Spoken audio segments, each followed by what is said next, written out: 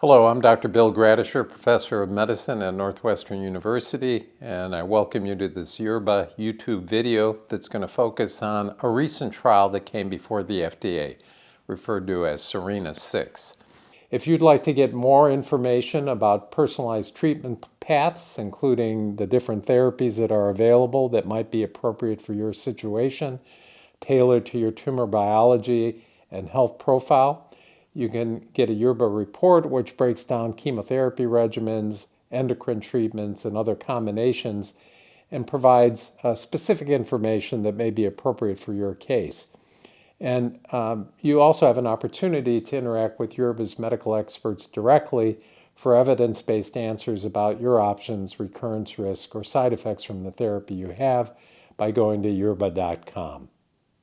And I think as a background to this, what we typically do in patients who have advanced disease is we continue a treatment until there's clear evidence that the disease is changing, usually by imaging, meaning getting a CAT scan or a PET scan.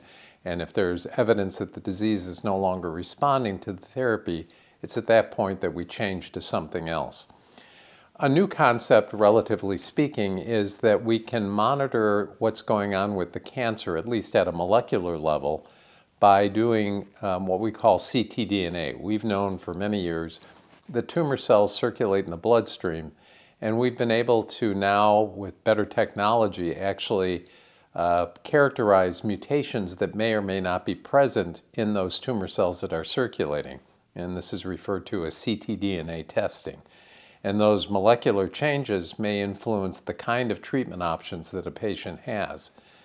Now, with respect to SERENA-6, the concept was basically in a patient population that had hormone-sensitive, HER2-negative metastatic breast cancer, who are being treated with an endocrine therapy, which would be standard.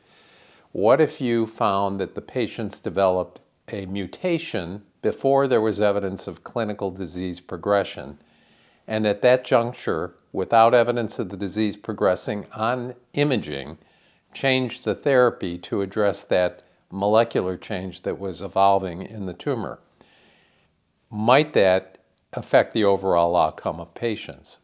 So in this study, where patients with hormone-sensitive metastatic breast cancer receiving standard endocrine therapy were screened after they'd been on therapy for about 6 months.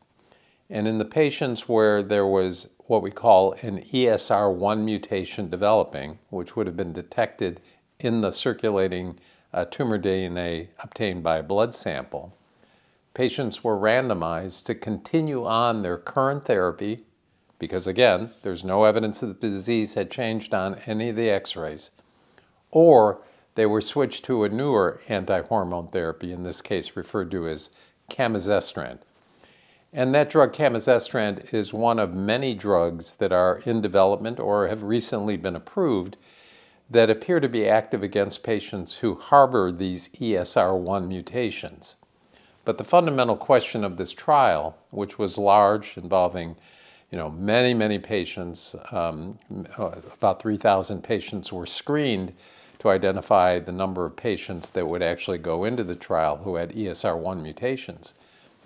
But the basic idea was, could we have a jump on when metastatic disease was changing, and by changing therapy, might we impact on the overall outcome of patients? So what the trial demonstrated was, in the patients who developed an ESR1 mutation, who switched to the new therapy, camizestrant, rather than continuing on the standard endocrine therapy, the time until the disease progressed was longer. And by that I mean the time until there was evidence on x-ray that the disease was changing was longer in the patients who had an early switch.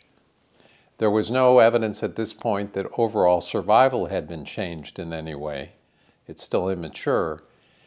And one of the criticisms ultimately leading to the FDA not approving this strategy, and this drug in particular, is that we don't use standard endpoints in this trial, and it would have been precedent-setting to do so without evidence that you were improving the overall survival of patients.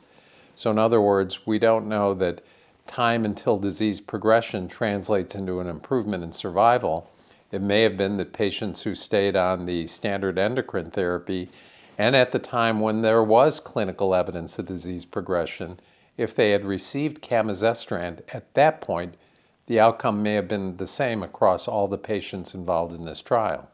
So we don't know the answer to those questions, and we won't, because the way the trial was designed failed to take that into account. There were also some concerns, although quite frankly these are not major concerns, that camizestrant occasionally can have some effects on the EKG or cardiac effects of the drug.